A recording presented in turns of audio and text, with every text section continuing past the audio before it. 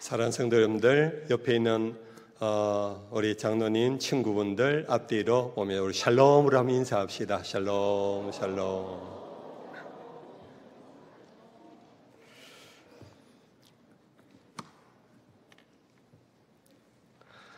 우리 하나님께서는 우리가 생각한 것보다 매우 꼼꼼하신 분이십니다. 매우 세밀하신 분이십니다. 모든 것을 준비하시고 계획하신 바를 성취해 나가시는 분이십니다. 원래 권세자는요, 준비 없이 막 하는 모습들이 들어있어요. 왜냐? 자기 권세가 있으니까 해 그러면 해야 되고, 가자 그러면 준비 없이 가고.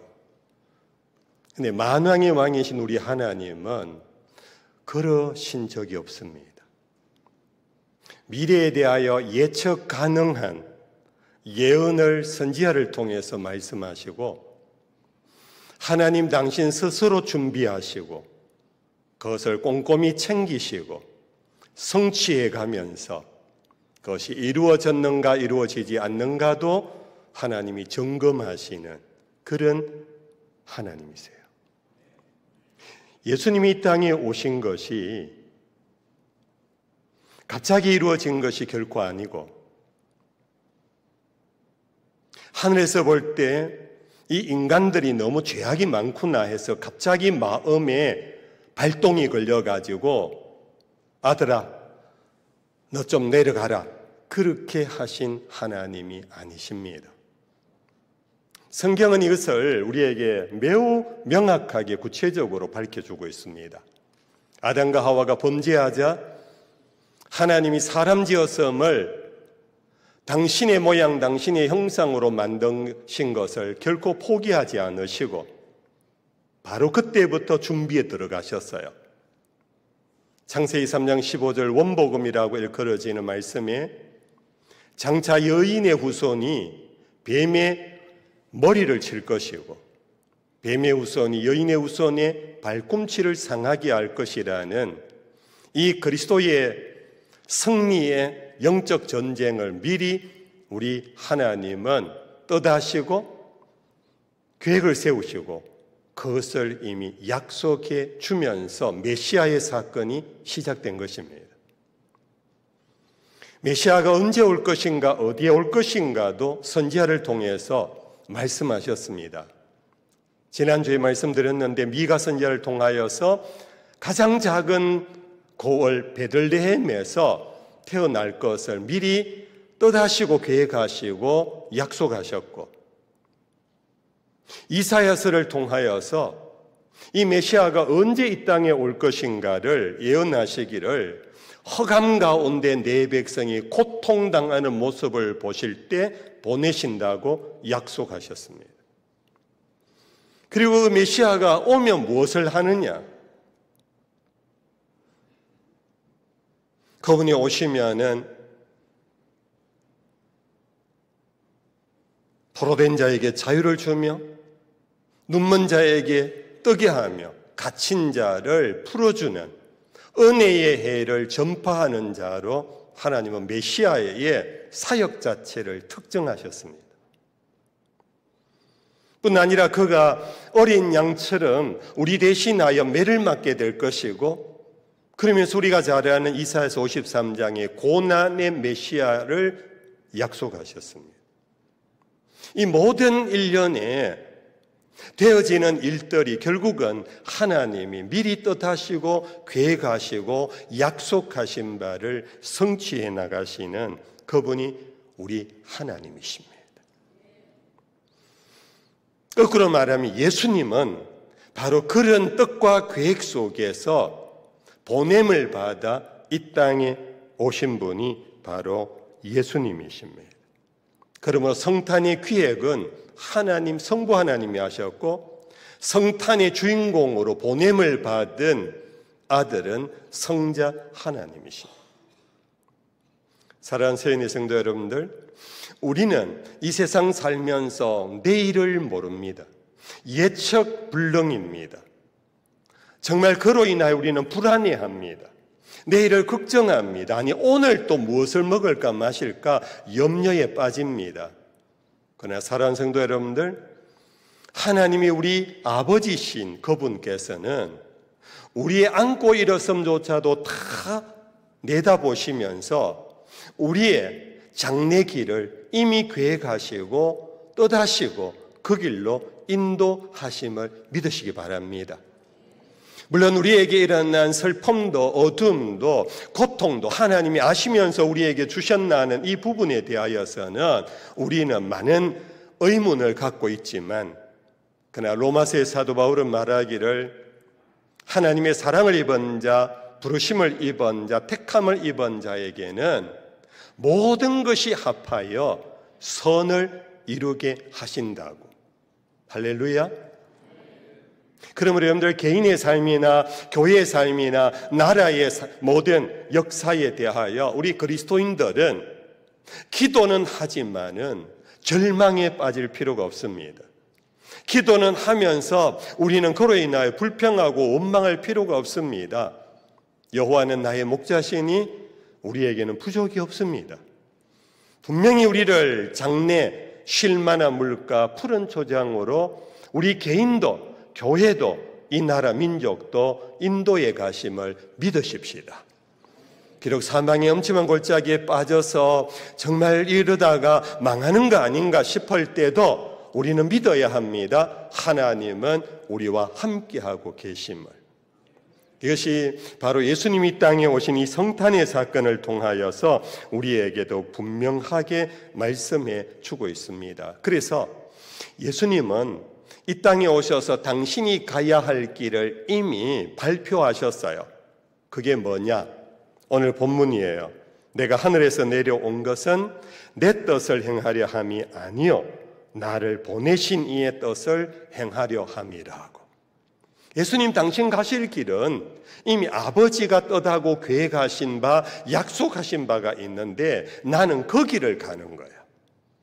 세상 되어가는 거 봐가면서, 너희들 하는 거 봐가면서 내가 그렇게 알아서 내가 갈 터이니까 자꾸 나에게 재촉하지 마, 이렇게 말씀하지 않으시고, 예수님은 내가 하늘에서 내려온 것은 너희들 요청 때문에 온 것도 아니고 내가 뭔가 해보려고 온 것도 아니라 나를 보내신 이 아버지의 뜻이 있었고 나는 그 뜻을 이루기 위하여 왔다고 그렇게 분명하게 말씀하고 계십니다. 우리는 여기에서 마음의 평안을 얻습니다. 세상은 아무리 평안을 주려고 해도 우리는 늘 의심스럽고 늘 우리는 불안해하지만은 우리 예수님을 나의 구주로 믿는 우리는 이 말씀 한마디로 여러분들 넉넉히 세상을 이길 수 있기를 축복합니다. 예수님은 바로 이러한 태도가 어떤 태도냐? 바로 아버지 하나님에게는 아들로서의 태도였습니다. 그리고 아버지 하나님 그분이 주되심 앞에서 예수님은 종의 자세로 순종의 태도를 이미 결심하신 것입니다. 예수님은 이 땅에 내 스스로 온 것이 아니라 보내어왔다고 한 보냄을 받은 자로서 보내신 그분 앞에서 순종하려고 하는 이것이 예수의 길입니다. 서인의 성도 여러분들, 여기서 우리 하나 먼저 예수의 길은 우리의 길입니다. 예수님 길은 따로 있고 우리의 길이 따로 있다면 우리는 그리스도인이 아닙니다. 그리스도인이란 그분이 나의 그리스도다, 메시아다, 주님이다고 고백하는 그분의 가신 길을 쫓아가는 사람들이 그리스도인입니다. 여러분들 이 규범 앞에서 우리 각자 생각해 봅시다. 나는 그리스도인인가? 나는 예수의 길을 쫓아가는가?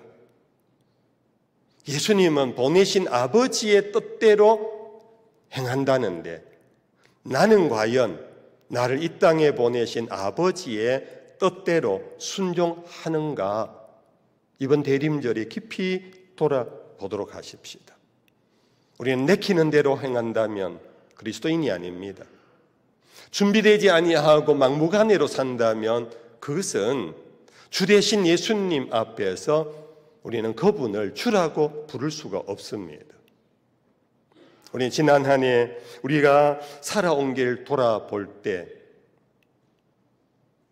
나는 예수님처럼 나를 보내신 아버지의 뜻대로 살려고 발부둥 쳤는가? 아니면 내 소견에 오른 대로 내 마음대로 시류를 쫓아서 이 세대를 본받아 그렇게 살아왔는가? 이제 고쳐잡아야 할 때입니다. 수정해야 할 때입니다. 다시 우리의 길, 삐뚤어진 간 길, 제 양이 제 갈 길로 저마다 간 그 길에서 우리는 다시 주님 가신 그 길, 나를 보내신 아버지의 뜻에 따라 그 길로 다시 회복해 가는, 그것이 새해를 준비하는 데 가장 중요합니다. 우리는 연약하게 내 마음대로 살아왔어도 이 성탄 대림절을 통하여서 내가 가야 할 길은 그런 길이 아니구나, 예수님처럼 아버지의 뜻에 따라가는 길, 새해에는 그렇게 살아야지, 이것이 새해를 준비하는 이 시절에 가장 우리에게 필요한 묵상이고 반성일 것입니다. 그런데 목사님, 연말마다 저 그렇게 생각해 왔거든요. 송구영신 예배 때 제가 결심을 했습니다. 올해는 제대로 살아보겠다고, 주님 말씀에 순종해 보겠다고. 그런데 또 돌아보니까 한 해 또 망쳤습니다. 도대체 어떻게 하면 좋겠습니까?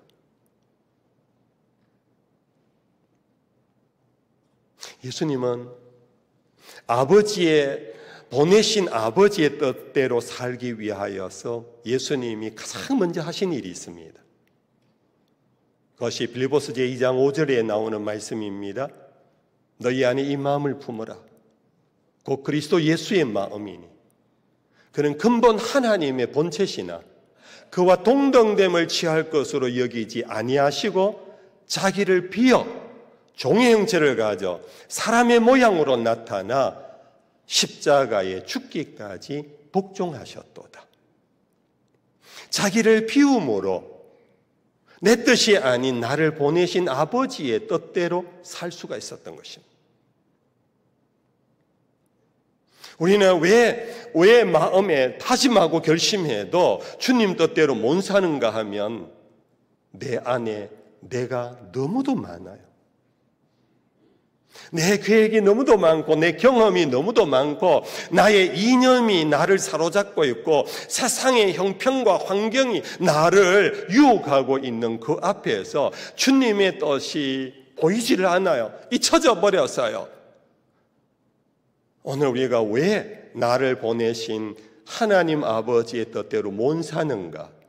내 안에 내가 너무도 많아서 그래요.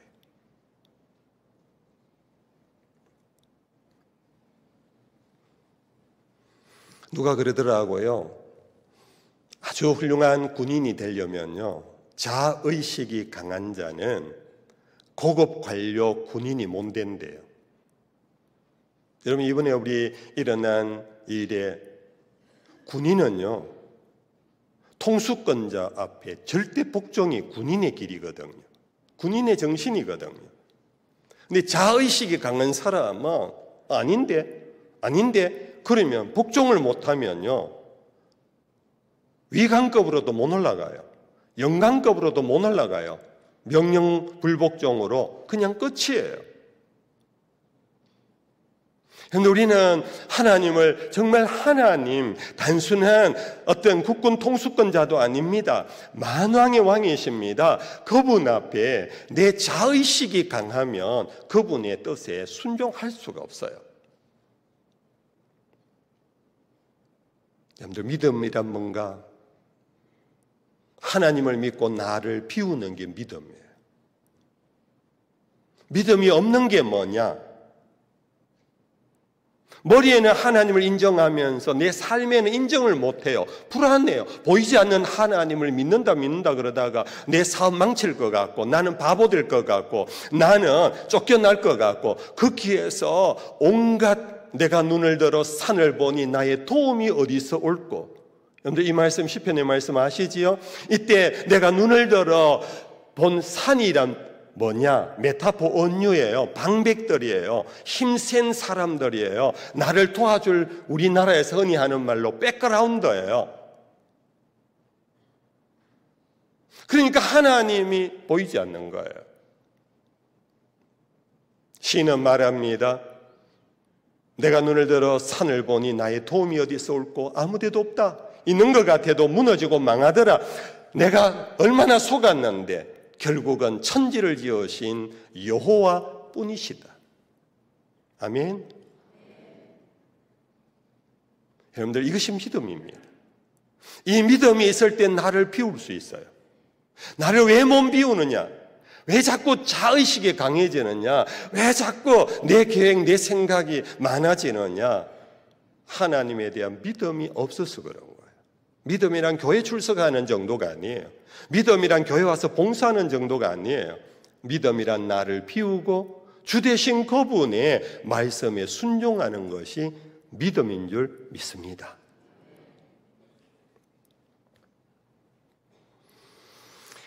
여러분들 가정에서도 그렇고 교회에서도 그렇고요. 좋은 리더는 정말 탁월한 리더는요.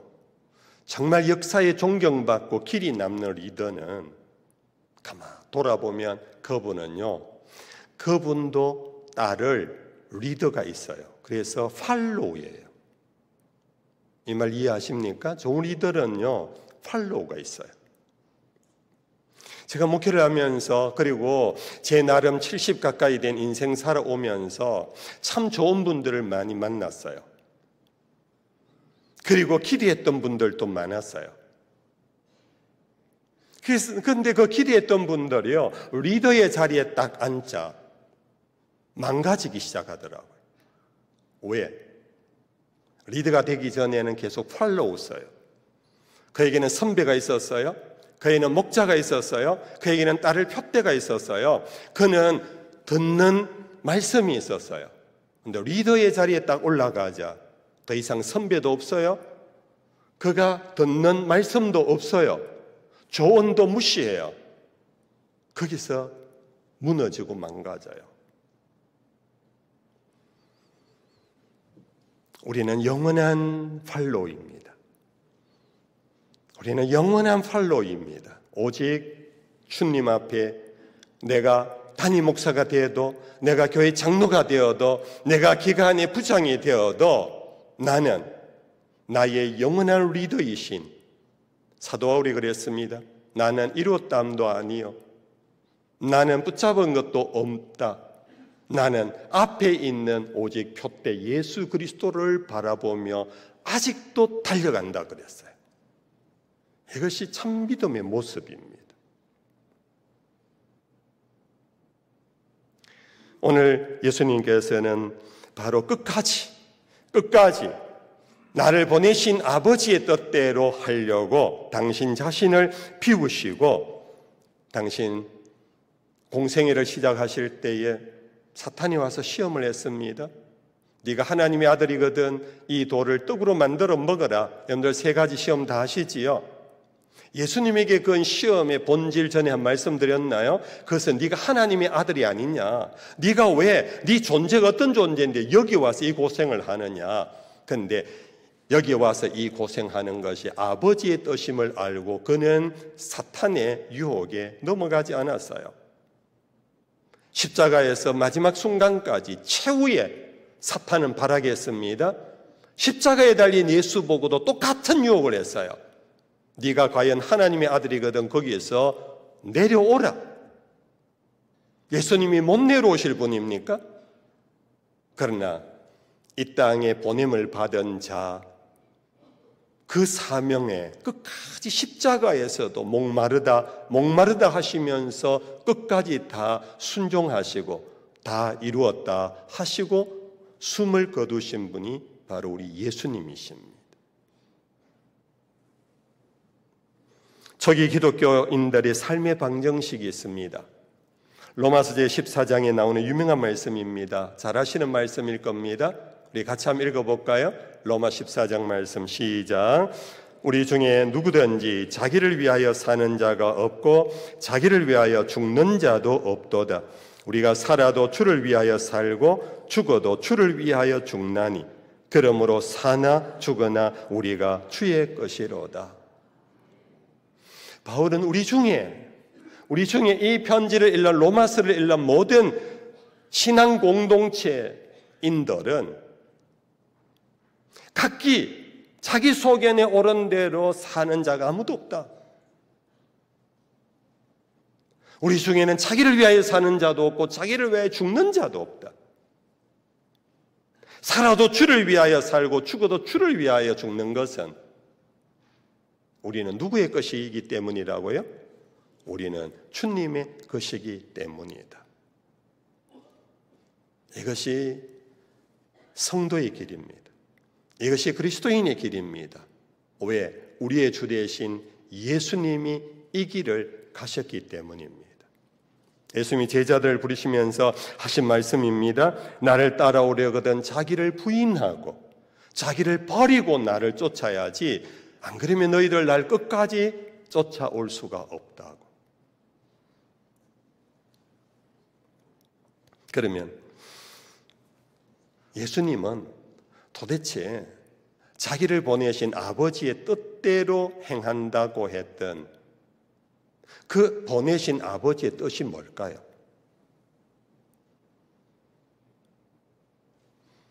예수님은 자기가 가야 할 길, 아버지의 뜻인데, 계획인데 그 길을 간 그 길에 포인트가 뭘까요? 죽은 자도 살렸습니다.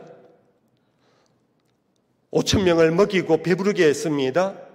중풍병자를 고쳤습니다. 귀신을 쫓아냈습니다. 바다 위도 걸었습니다. 여러분들, 이러한 것들이 예수님이 가신 길로 기억하는 것보다 우리에게 더 중요한 것이 있습니다. 그것의 공통된 점이 뭡니까?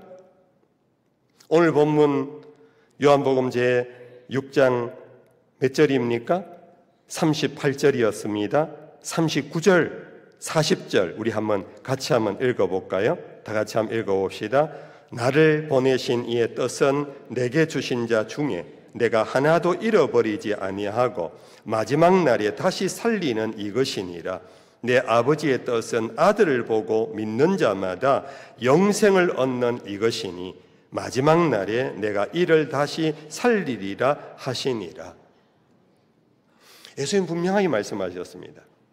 나를 보내신 이의 뜻은 한마디로 딱 요약하면 세상을 살리기 위해서 왔다. 너희를 살리기 위해 왔다. 내가 온 것은 너희들 어떻게 사는가 내가 살펴보고 평가하고 판단하려고 온 거 아니야. 목사가 그렇게밖에 못 살아? 내가 너희에게 꾸중하려고 너 지금 찾아온 거 아니야. 주님이 저에게 왔을 때 제가 이 간장하면 오늘 이 부흥회를 해야 돼요. 그래서 얘기 못 하고요. 왔을 때 저를 살리는 주님의 걸음을 제가 하나님을 만난 첫 번 만남이었어요. 하나님 우리에게 오실 때 염라대왕처럼 우리를 꾸중하고 나무라고 심판하려고 오신 분이 아니세요. 우리가 잘 아는 요한복음 제3장 16절 하나님이 세상을 이처럼 사랑하사 독생자를 주셨으니 이는 저를 믿는 자마다 멸망치 않고 영생을 얻게 하려 하심이라. 17절이 뭘까요? 하나님이 그 아들을 보내신 것은 세상을 심판하려 하심이 아니요 세상을 구원하려 하심이라고. 할렐루야. 그래서 우리는 예수를 복음이라 그럽니다. 예수님 자체가 복음이에요. 예수님을 만나는 것 자체가 우리에게 기쁜 소식이에요. 왜냐? 나를 심판하는 것이 아니라 나를 구원하시는 주님이기 때문에.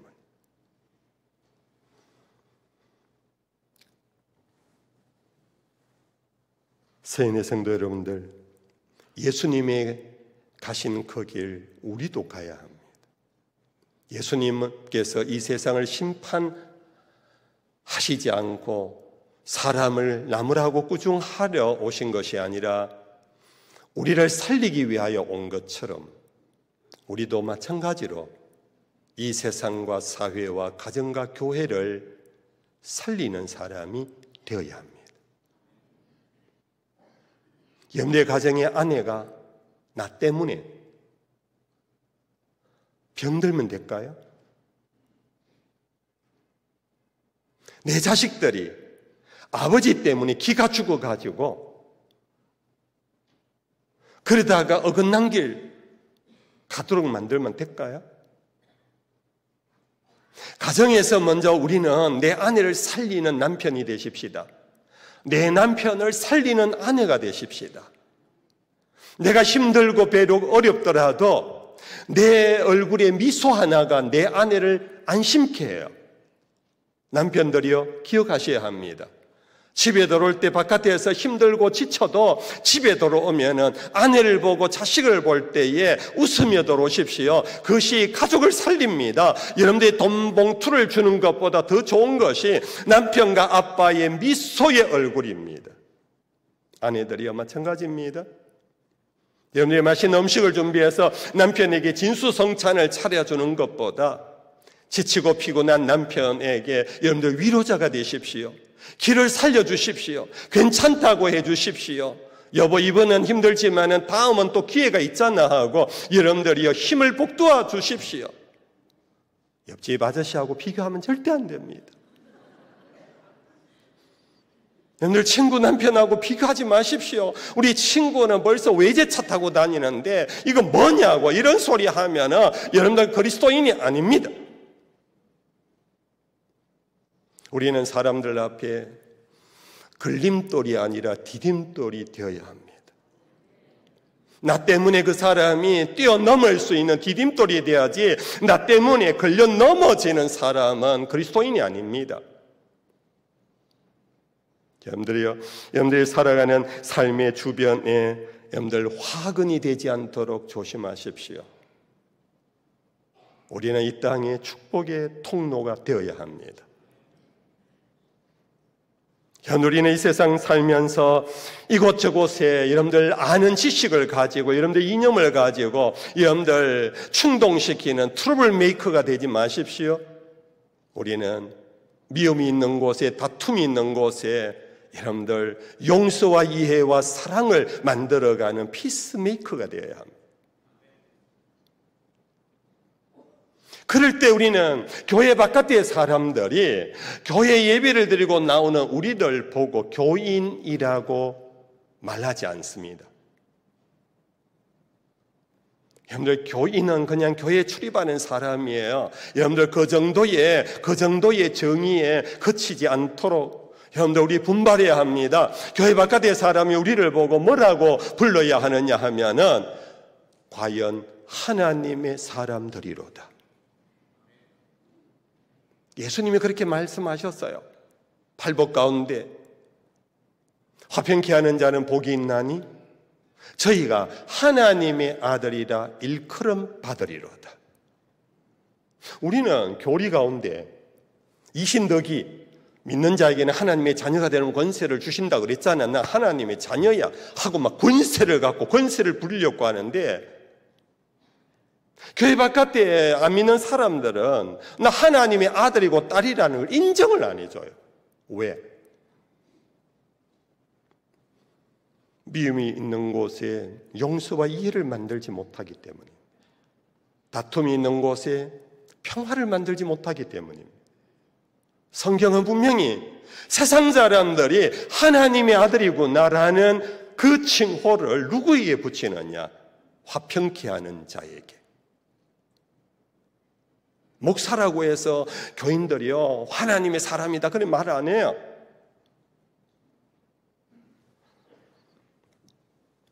말씀을 끝으로 그래 목사님 다른 사람을 살리는 길은 뭡니까? 내 아내를 살리고 내 가족을 살리고 내 교회를 살리고 이 나라를 살리려면 내가 어떻게 해야 그렇게 할 수 있습니까? 어떻게 하면 될까요?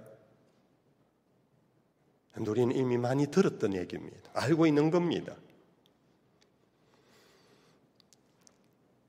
내 이웃을 살리기 위해서는요, 살리려면 내가 죽으면 돼요. 내가 죽으면 돼요. 그것이 예수의 길이었어요. 우리가 잘 아는 말씀입니다. 마태복음 20장 28절 다 같이 한번 읽어봅시다. 마태복음 20장 28절 시작. 인자가 온 것은 섬김을 받으려 함이 아니라 도리어 섬기려 하고 자기 목숨을 많은 사람의 대속물로 주려 함이로다. 인자가 온 것은 섬김을 받으려 하는 것이 아니라 종이 되기 위하여 왔다. 종 정도가 아니다. 자기 목숨을 많은 사람을 위하여 그 사람의 죄값을 내 목숨으로 갚아주려고 왔다. 이게 예수의 길이었어요. 사랑하는 성도, 우리는 전도와 선교에 교회의 사명이 있다고 생각합니다. 전도와 선교는 어떻게 이루어졌는가? 예수께서 십자가의 길로 이루셨습니다. 예수님은 유명한 탁월한 설교자로 그것으로 이 세상을 구원하신 것이 아닙니다. 예수님은 당신을 죽이심으로 그로 인하여 많은 사람이 생명을 얻도록 하는 그 길이 예수의 길이었습니다. 오늘 내 안에 내가 너무도 많아. 내 안에 뭐 하나도 죽이지 못하면서 다른 사람을 살려낼 수가 없습니다. 오늘 왜 내 아내가 실험하고 내 아내가 울고 있는가? 남편이 덜 죽어서 그래요. 죄송합니다. 가만 장 목사님은 다 죽었나? 죽어가고 있어요. 사랑하는 성도 여러분들, 제가 한 교회에서 28년을 담임을 하는 과정에 한 교회에서 28년 하기가 그래 했구나. 이렇게 해서는 28년 못해요. 2년 8개월도 못해요. 이거는 자랑이 아니고 간증입니다. 교회만큼 다양한 공동체가 없어요. 학교는요, 동질의 공동체예요. 정치는요, 같은 이념을 가진 공동체예요. 교회는 이 교회를 떠나면 여러분들이 살아가는 삶의 장소가 너무 각기 달라요. 생각이 너무 달라요. 문화가 너무 달라요. 이 자리에 앉아있는 여기에는 여러분들 주일학교 아이도 올 수 있고 구순의 어른도 앉아 계세요. 젊음이 펄펄 막 튀는 20대 청년이 앉아 있는가 하면은 세상을 다 산 노련한 장로님도 앉아 계세요. 도대체 목사가 설교를 어디에 스탠다드, 어디에 수준을 맞추어서 설교해야 하느냐? 그래서 목사가요, 설교가 가장 어렵다고 그래요. 그러나 그것보다 더 어려운 것은 여러분들, 내가 살아있는 것이 어려워요. 내가 살아있는 것이. 제가 28년 동안 그래도 있었던 것은 제가 죽었고 죽으려고 했고 간혹 살아갔고 한두 탕 했어요. 저도. 죄송합니다. 한두 분이 지금 졸고 있어서 제가 우스개로 했습니다. 28년 동안 저도 한두 탕 했어요. 그러나 한두 탕 빼고는 정말, 그러니까 교회가 살더라고요. 그러니까 교인들이 위로를 받더라고요. 그러니까 교인들이 교회 오는 걸 즐거워하더라고요. 여러분들, 예수님께서 이 세상에 오신 것도 아버지의 뜻으로 순종하여 왔고, 당신이 살아가는 모든 삶의 길은 보내신 아버지의 뜻에 순종했던 것이고, 그것은 곧 세상을 살리는 일이었고, 그것을 위하여서 당신은 십자가에 죽기까지 자기를 죽임으로 하늘의 미랄이 됨으로 세상을 살리는 구세주가 되신 것입니다. 여러분들 성탄절을 영어로 크리스마스라고 그러잖아요. 크리스마스. 이것은 합성이에요. 크라이스트, 미사라는 뜻이에요. 마스라는 것은 미사라는 말이에요. 미사. 우리 천주교의 예배를 미사라 그러잖아요. 왜 미사라 그러냐면 거기에서는 라틴어를 그대로 보통 많이 전용하지요. 그 뜻이 제사라는 뜻이에요. 그들은 아직도 제사를 드려요. 아무튼 크라이스트 미사, 그리스도께서 제물로 이 세상을 살리기 위하여 당신 몸을 제물로 바친 날이 바로 주님 이 땅에 탄생하신 크리스마스예요. 그로 인하여 온 백성이 기뻐합니다. 온 세계가 오늘의 이 역사까지 왔습니다. 어떻게 해요? 크라이스트 미사, 그리스도께서 당신을 제물로 삼아 자기는 죽으시고 세상은 살렸기 때문입니다. 성도 여러분들, 우리 그렇게 삽시다. 여러분들, 갑자기 예수처럼 못 살아요. 그러나 가만 돌아보고 내가 살아있는 그것을 하나하나 죽여갑시다. 좀 꺼잡아 내리세요. 꺼잡아 내리고 목소리도 좀 낮추고 좀 얼굴도 부들부들하게 하고 말씨도 여러분들 가능하면은 가시 돋친 말 하지 마시고 가능하면 물 흐르듯이 말씀하시고 그렇게 해서 다가오는 성탄절, 기쁨의 성탄절, 여러분들 가정이 살아나고 교회가 살아나는, 우리 대한민국이 살아나는 이 성탄절이 될 수 있기를 주 예수 이름으로 축복합니다.